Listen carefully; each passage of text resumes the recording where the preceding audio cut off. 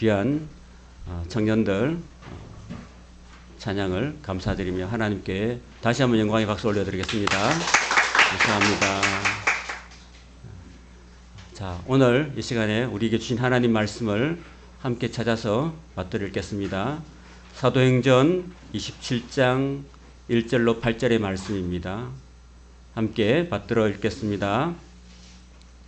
우리가 배를 타고 이탈리아로 가기로 작정되매 바울과 다른 제수 몇 사람을 아구스도대의 백부장 율리오라는 사람에게 맡기니 아시아 해변 각지로 가려 하는 아드라무떼노 배에 우리가 올라 항해할세 마게도냐의 데살로니가 사람 아리스다고도 함께 하니라. 이튿날 시돈에 되니 율리오가 바울을 친절히 대하여 친구들에게 가서 대접받기를 허락하더니 또 거기서 우리가 떠나가다가 맞바람을 피하여 급으로 해안을 의지하고 항해하여 길리기아와 밤빌리아 바다를 건너 루기아의 무라시에 이르러 거기서 백부장이 이탈리아로 가려 하는 알렉산드리아 배를 만나 우리를 오르게 하니 배가 더디가 여러 날 만에 간신히 니도 맞은편에 이르러 풍세가 더 허락하지 아니하므로 살몬의 앞을 지나 그레데 해안을 바람막이로 항해하여 간신히 그 연안을 지나 미항이라는 곳에 이르니 라세아 시에서 가깝더라. 아멘. 할렐루야. 오늘 함께 읽은 말씀으로 하나님과 함께하는 항해라는 제목으로 말씀 전하도록 하겠습니다. 듣는 이나 전하는 이가 함께 은혜의 시간 되길 바랍니다. 본문은 사도행전 27장과 28장에 걸쳐 있습니다. 우리가 읽었던 방금 읽었던 말씀 속에 항해라는 말이 세 차례나 나오죠. 어쩌면 우리 인생도 우리의 출발점에서 우리의 목적지인 천국까지 이르는 항해라고도 생각이 됩니다. 그 항해를 지금 바울이 하나님과 함께 하고 있다라는 것을 우리가 생각해 보면서 오늘 말씀을 함께 나누기를 합니다. 사도 바울이 3차 전동 여행 이후에 예루살렘의 가난한 성도들을 돕고 그리고 갇혔습니다. 유대인들에 의해서 잡혀서 가이사랴까지 이제 호송되는 그런 일이 있었습니다. 그렇지만 하나님은 복음을 전하는 사도 바울의 생명을 귀히 보시고 그 바울을 친히 천부장의 군대를 통해서 인도해 주셨습니다. 저는 이런 걸 볼 때마다 하나님이 우리 삶 가운데 어떠한 대적이 있고 어떠한 어려움이 있다 할지라도 우리를 지켜주신다라는 사실을 늘 이렇게 새기면서 마음에 하나님께 감사를 드립니다. 저와 여러분들도 늘 하나님께서 우리 삶 가운데 함께 하시고 어떤 어려움이 와도 지켜주신다는 사실을 꼭 믿으시기 바랍니다. 어저께 우리 청년들 중에 한 분이 비행기를 타고 오시다가 돌아갔다 다시 오는 그런 생각지 못한 일이 있었습니다. 저도 전에 한번 육지로 왔다 갔다 하면서 제주도에 와가지고 다 깔아앉다가 다시 떠가지고 몇 바퀴를 제주도를 돌다가 깔아앉았을 때 정말 무서웠습니다. 솔직히 여기 스튜디오스도 계시는데 비행기를 타는 것이 그때는 너무나 무서웠습니다. 많이 흔들리고 제주가 바닷가에 한 공항이기 때문에 내리다가 갑자기 떠오르니까 너무 무섭고 우리 승객들이 다들 가슴 졸이면서 기도하는 마음으로 착륙을 했습니다. 다들 기도하고 하나님을 평소에 안 믿더라도 다들 기도하는 마음으로 두 손 모으고 살려달라고 그런 마음으로 제주도를 몇 바퀴 돌다가 깔아앉았을 때 무사히 착륙했다는 스튜디오스의 그 안내 방송이 탁 늘어나면서 우리는 다 같이 박수치면서 감사합니다 그랬어요. 그런 항해 중에 이런저런 어려움이 우리 인생 중에도 있다고 생각됩니다. 바울이 가이사랴에서 2년 동안 구류되어 있었습니다. 아마도 하나님께서는 바울을 멀리 로마로 보내기 전에 2년 동안 아마 기도로 준비케 하셨던 그런 기간이라고 생각이 돼요. 여러분들도 제주 선교하러 오시고 또 8월 달에는 일본 선교도 있다고 들었는데 여러분들이 선교를 앞두고 뭘 합니까? 기도하죠. 기도로 준비하죠. 하나님이 우리와 함께 해달라고. 그래서 바울도 그 세계의 심장부였던 로마로 하나님 보내시기 전에 2년 동안 기도하게 만드셨어요. 그렇게 열정적으로 교회를 온 세계를 다니면서 개척하고 복음을 전했던 바울로 하여금 2년 동안 너 꼼짝 마. 너 여기 있어 하고 하나님이 이렇게 말씀하시고 그 동안에 바울이 뭘 했을까요? 저는 아마 2년 동안 수많은 고관 대작들, 아그리빠 왕과 그 베스도 총독과 벨릭스 총독 그리고 많은 사람들 앞에서 복음을 이게 전했습니다. 그는 변증하면서 세 차례 고소 고발을 당하면서 그 가운데서도 복음을 전하면서 또 그걸 기도하면서 하나님께 준비하는 그런 시간을 가졌다라는 것입니다. 그래서 하나님의 그 시간이 딱 끝나자 하나님께서 이제 출발해라 하자 이제 사도행전 27장 1절에 이제 베스도 총독의 명령으로 바울이 로마 시민권자였거든요. 그래서 하나님의 은혜로 이렇게 가게 됐습니다. 이탈리아로 이제 가게 됐는데 자기 돈이 들었을까요? 안 들었을까요? 안 들었어요. 한 푼도 안 들었어요. 왜? 로마 시민권이 있었기 때문에. 황제 가이사에게 상소했기 때문에 아구스도데라는 그런 황제의 건의대를 이렇게 호의를 받으면서 배를 타고 공짜로 가게 됐습니다. 여러분. 하나님 일을 하면요. 하나님이 다 채워주신다는 사실을 여러분 믿으시기 바랍니다. 바울이 자기 돈 내고 호위병 구하고 그래서 간 게 아니라 하나님께서 로마 군사들을 대동시키고 그리고 큰 배를 준비하시고 그렇게 먼 로마까지 항해를 하게 하셨다라는 것입니다. 뿐만 아니라 항해 중에도 하나님의 많은 은혜가 있었다는 사실을 오늘 본문 말씀을 통해서 살펴보기를 원합니다. 이 지도를 보시면은 지도가 여러분 눈에 보이시는가요? 여기 가이사랴 여기 가이사랴 보입니까? 여기서 2년 동안 있다가 배를 타고 시돈에 되고 그 인도할 때 누가 총책임자였냐면은 그 황제의 근위대에 백부장 율리오라는 사람이 총책임자였습니다. 그 책임자가 바울에게 선대하는 그런 모습을 볼 수 있습니다. 시돈에 되고 그 다음에 길리기아 바다와 밤빌리아 바다를 이렇게 지나서 루기아에 있는 무라성에 도착해서 이 무라성에서 로마로 가는 배를 갈아탔습니다. 갈아타고 니도 맞은편으로 왔다가 이 지중해 한가운데 있는 크레타 섬에 이 살모네에 도착해서 그 다음에 이 미항까지 오게 됐습니다. 아름다운 미항. 그런데 미항이 아주 작은 항구였습니다. 제주항은 어제 우리 여러분 가보셨는데 크죠? 더 크죠? 국제선도 왔다 갔다 하고 지금은 한중 관계가 안 좋아서 중국까지 오가는 배가 없는데 한 몇 년 전만 해도 중국 사람들이 대형 크루즈를 타고 여기 와서 제주도 전역을 이제 누비는 그런 시간이 좀 있었습니다. 지금은 이제 그 때문에 항구를 크게 만들었는데 지금은 이제 국제선이 지금 아직 운행되지 않고 있는 중에 있습니다. 자, 그래서 항구가 작고 또 이 배 타시는 분들이 다 또 술 한잔 하시고 또 뭐 하잖아, 그죠? 배 타시는 분들이 배에서 여자들이 없으니까 다 남자들의 세계니까 군대처럼 그러니까 뭔가 이 겨울을 나기 위해서는 이 작은 미항에서 머무르는 게 답답했던 것 같아요. 그래서 좀 더 큰 항구였던 베닉스, 서쪽에 있는 베닉스 항구로 가자라고 이야기했는데 하나님께서 그때 사도 바울에게 이런 계시를 주셨어요. 지금은 겨울이고 금식하는 절기가 지나고 지금 항해를 시작하면은 반드시 배와 생명에 손상이 있을 것이다. 네가 알려줘라고 이렇게 하나님께서 바울에게 그 백부장을 통해서 알려줬습니다. 이때 당시만 해도 이 백부장이 누구의 말을 더 믿었을까요? 하나님의 말씀을 믿었을까요? 아니면 그 경험 많은 선장과 선주의 말을 들었을까요? 선장과 선주의 말을 더 들었습니다. 여러분, 예수님은 고기를 많이 잡으시던 어부가 아니었죠. 그러나 갈릴리 바다에 등뼈가 굵었던 베드로에게 이른 아침에 깊은 데로 가서 그물을 내리라 이랬죠. 상식에 맞지 않는 말씀을 하셨죠. 그러나 하나님은 상식과 경험을 초월하시는 분이신 줄로 믿습니다. 하나님이 우리에게 말씀하시면 그 말씀이 바로 정답인 줄 믿습니다. 하나님이 가라 하시면 가고 하나님이 멈추라 하시면 멈추면 그게 답이에요. 우리의 인간적인 어떤 얄팍한 지식과 인간적인 경험과 인간적인 상식을 가지고 우리가 인생 항해를 하면은 반드시 어려움과 고통을 스스로 초래할 수가 있다는 사실을 우리가 기억해야 됩니다. 그래서 우리는 인생 살면서 항상 무엇을 붙들어야 됩니까? 바로 하나님의 말씀을 붙들어야 될 줄로 믿습니다. 여러분, 로마까지 가는 그 원뜻이 누구였을까요? 바로 하나님이셨다는 것입니다.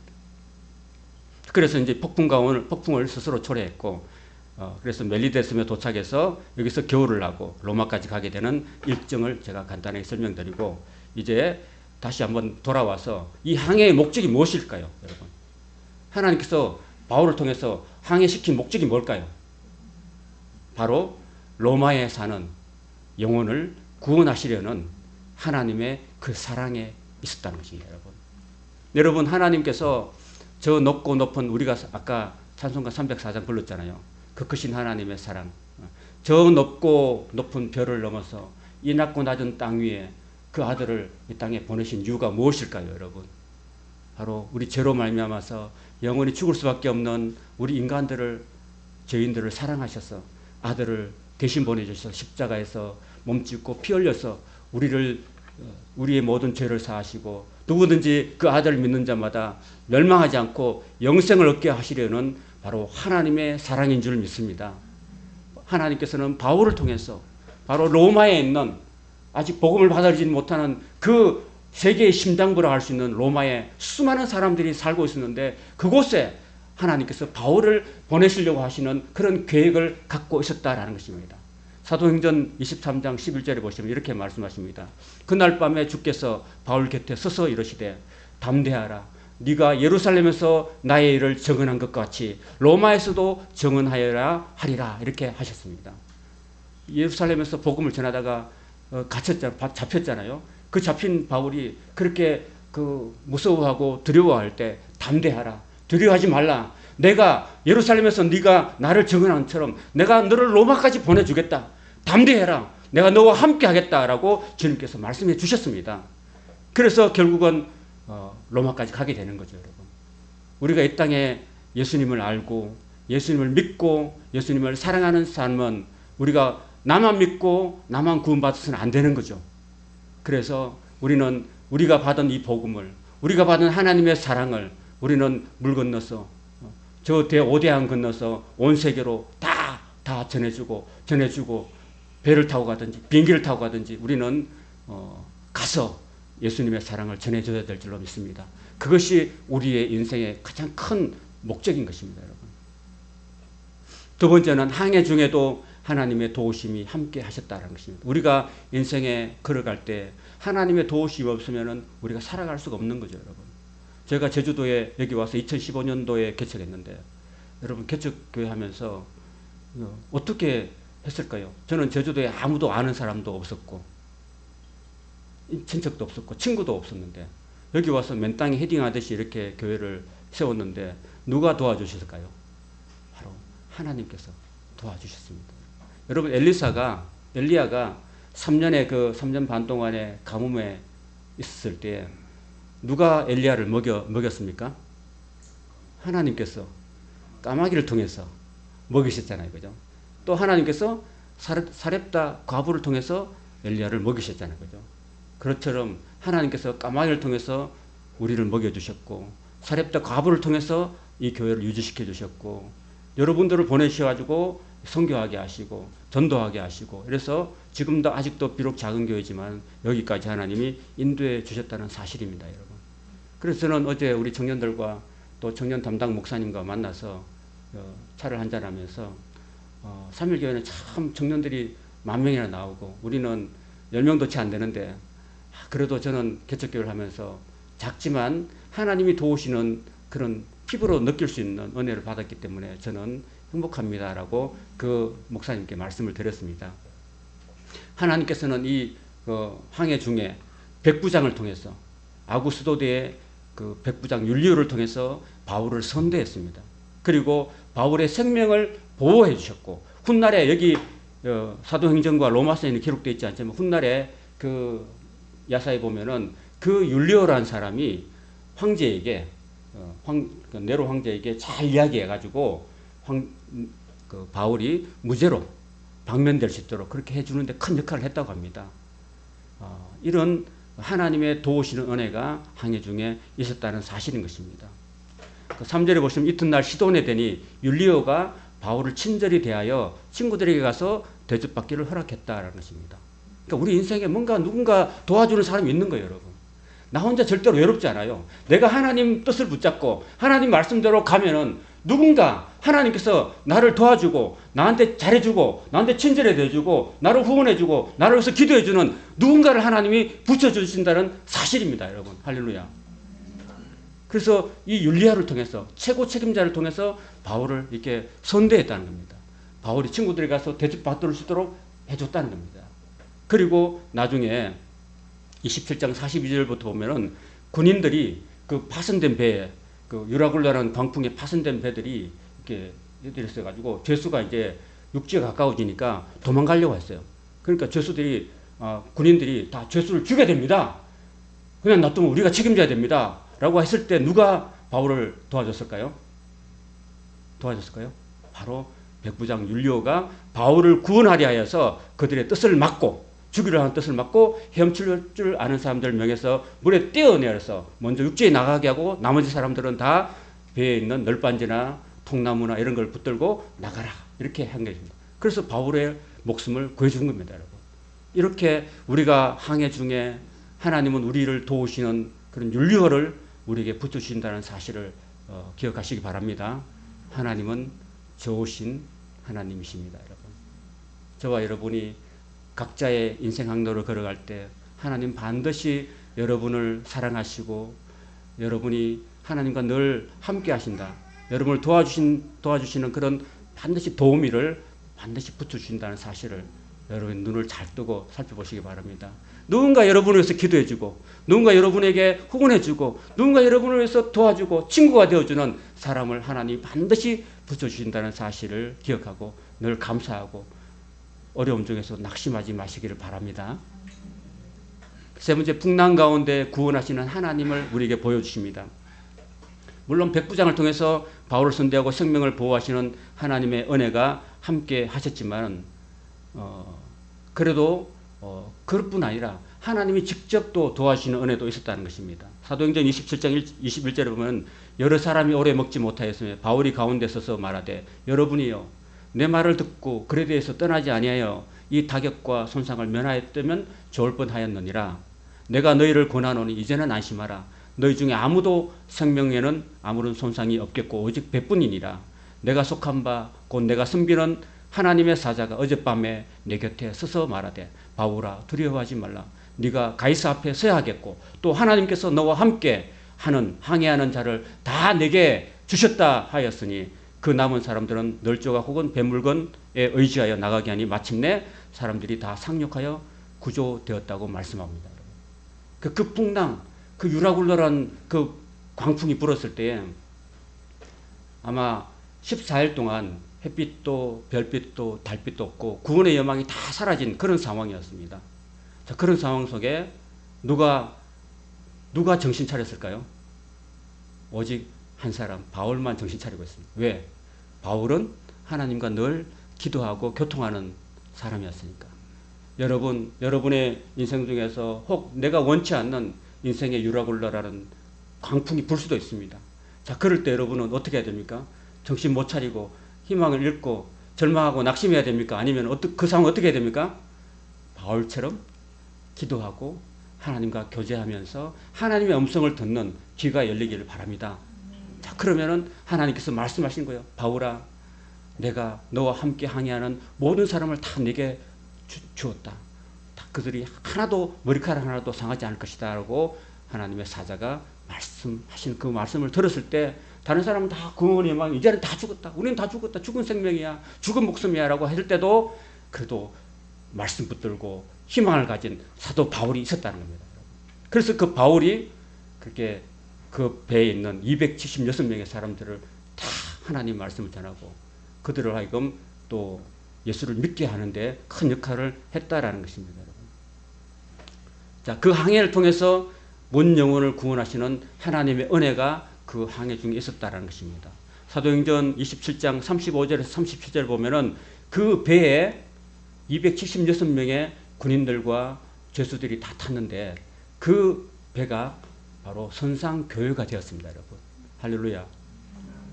그래서 그 풍랑이 있는 와중에 바울이 하나님 말씀을 전하고 그랬다는 것입니다. 우리가 사도행전 27장 37절에서 35절까지 찾아서 같이 한번 읽어보겠습니다. 35절에서 37절입니다. 시작. 떡을 가져다가 모든 사람 앞에서 하나님께 축사하고 떼어 먹기를 시작하며 그들도 다 안심하고 받아 먹이니 배에 있는 우리 예수는 전부 276명이더라. 아멘. 떡을 가져다가 하나님 앞에서 축사했다는 것은요, 성찬을 나눴다는 겁니다, 여러분. 그 떡을 먹는 게 아니라 하나님 앞에 축사하고 이렇게 떡을 나눴던 것은 아마 성찬을 했다는 겁니다. 이 아마 축사했다는 것은 바울이 여러분 이 풍랑 와중에서도 여러분 희망을 잃지 마십시오. 하나님이 살아계시고 여러분들을 건져주실 것입니다. 이 떡은 만약에 이 떡은 예수님의 몸이고 이 떡은 우리를 위해서 피 흘려주신 예수님의 보혈입니다 라고 이야기하고 축사하고 그들이 다 받아 먹었다는 사실입니다, 여러분. 그리고 바울이 하자면 하고 바울이 하지 말자면 하지 말고 이제 바울의 말을 더 듣는 백부장과 선주가 아니라 이제는 바울의 말을 바울을 통해 주시는 하나님 말씀을 듣는 그런 선상교회가 되었다는 사실입니다, 여러분.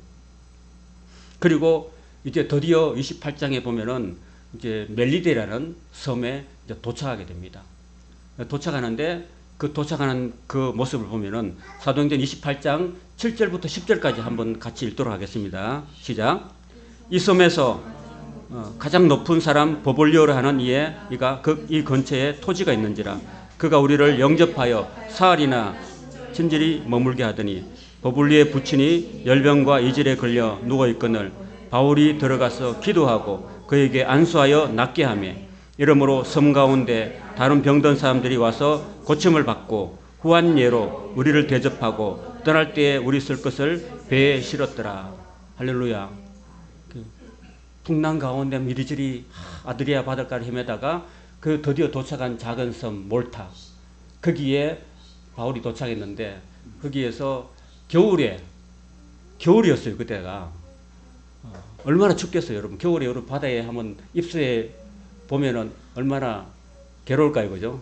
근데 바다에 빠져가지고 다 구조됐는데 얼마나 춥겠어요.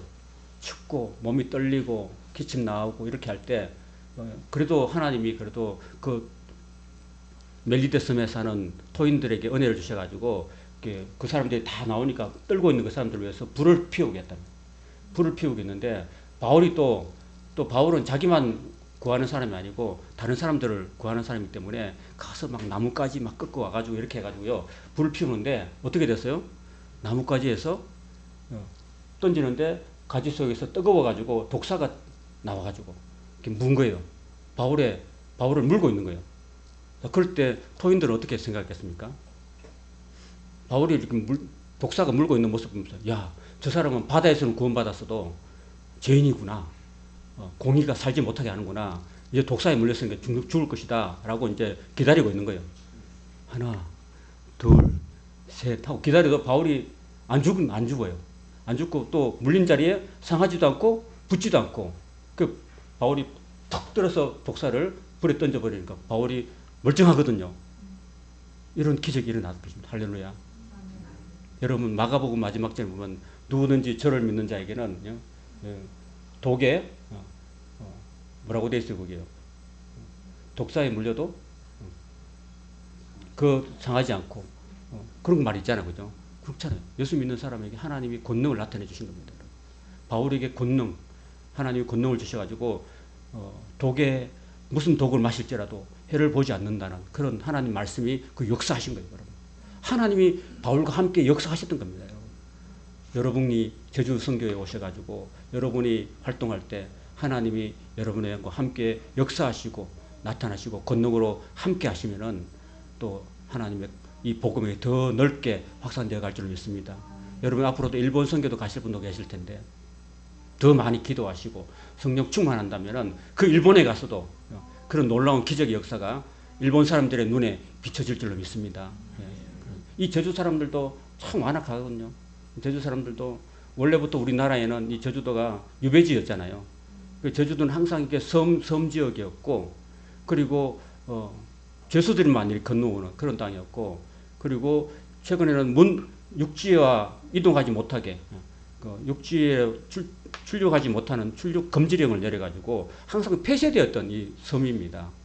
폐쇄된 섬이기 때문에 항상 그 육지 사람들을 배타적으로 생각하고 제주 사람들은 자기들이 꼭 딸딸 뭉쳐 있는 그런 분위기입니다. 그래서 제주도는 괜당 문화가 굉장히 강하거든요. 그래서 저는 하나님의 권능이 좀 나타나가지고 그 괜당 중에 제일 어르신들이잖아요.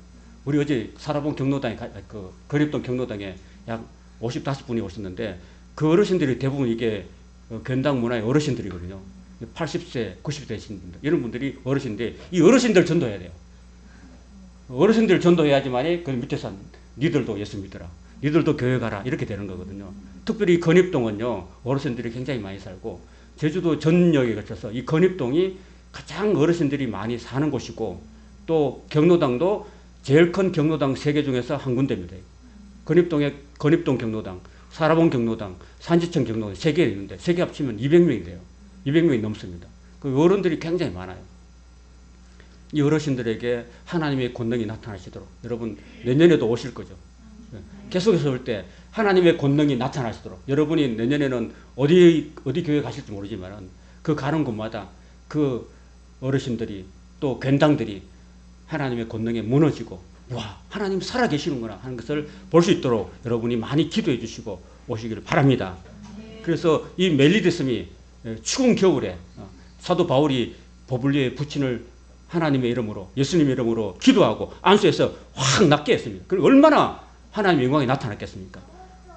추장의 아버지가 나가니까 그 섬 사람들이 다 와가지고 바울에게 기도받고 안수받고 해가지고 다 나가지고 하나님께 감사하고 영광 돌렸던 섬이 복음화되었던 그런 놀라운 역사가 있었던 것입니다. 할렐루야.